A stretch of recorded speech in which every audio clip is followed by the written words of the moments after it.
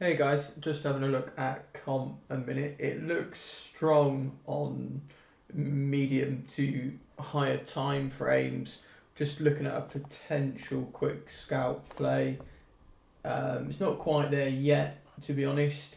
If it does get up above here and clear here somewhere into this region, it's going to be interesting because I think when the MACD crosses once, that tends to not be the best time. But what we might do is we might get a bullish cross here, and then it will come up, and it's almost like creates this kind of M shape.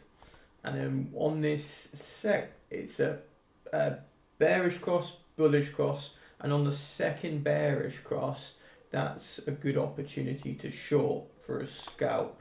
And it's pushing up at the moment. It's got bearish divergence developing, so I'm expecting one more spike.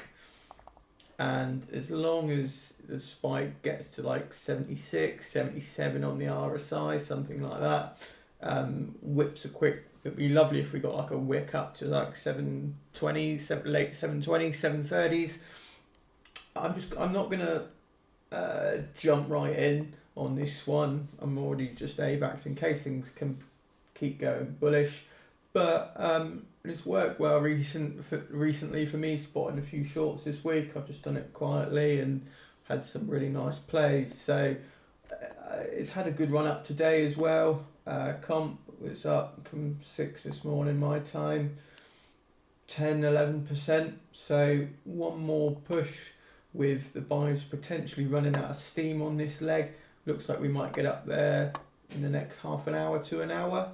So yeah, potential for a quick short later on.